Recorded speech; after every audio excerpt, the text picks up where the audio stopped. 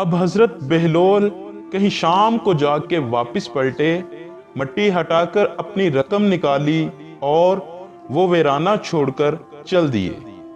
मोची अगले दिन और उससे अगले दिन भी हजरत बहलोल के इंतजार में ही हाथ मलता रह गया।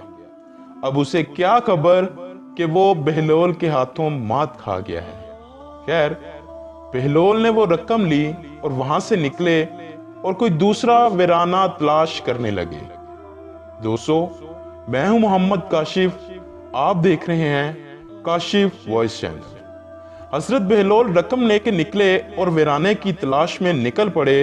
इत्फाकन उन्हें एक शिकस्ता मकान नजर आया जो खाली पड़ा था।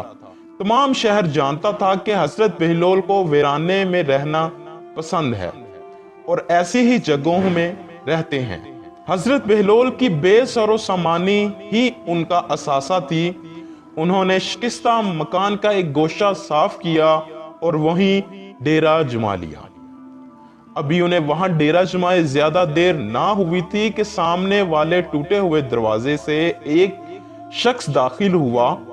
वाह वाह, हमारी खुशकिस्मती कि हजरत बहलोल जैसा नामवर इंसान हमारा नया किराएदार है। हजरत बहलोल भी सीधे हो बैठे और कहा, मुझे भी इस आलीशान मकान के मालिक से मिलकर बेहद खुशी महसूस हुई। मुझे उम्मीद है कि आप मुझे इस माह का किराया जरूर अदा करेंगे। मालिक मकान ने कहा।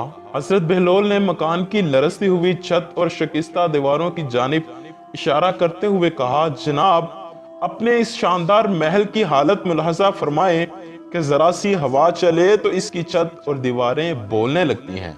बेशक आपने दुरुस्त फरमाया। आप जैसा बुजुर्ग ये भी जानता होगा कि तमाम मौजूदाते आलम खुदा की हम्दो सना करते हैं। ये जो आप आवाज सुनते हैं, ये इस मकान की तस्बीह करने की सदा है। हजरत बहलोल ने अपना असा संभाला और फौरन ही उठ खड़े हुए। हजरत, आप जैसे दानिशमंद को यह भी मालूम होगा कि फिर जब तमाम मौजूदाते अल्लाह की हम्दो सना और तस्बीह और तहलील के बाद सजदा भी तो करते हैं, और मैं आपके इस मकान के सजदा करने से पहले ही यहाँ से रुखसत होना चाहता हूँ। हजरत बहलोल ने फौरन अपनी गदरी संभाली और मकान से बाहर निकल गए। देखा दोस्तों, कैसे हजरत बहलोल ने अपनी दानिशमंदी से उस मालूम मकान को जवाब दिया। दोस्तों, ये हमारे सिलसिले की 15वीं वीडियो थी।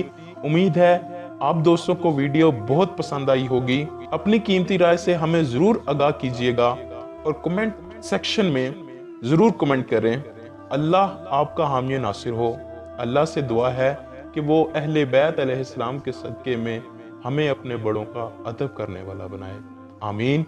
रहमतिका या अर्रहमानिर रहीम।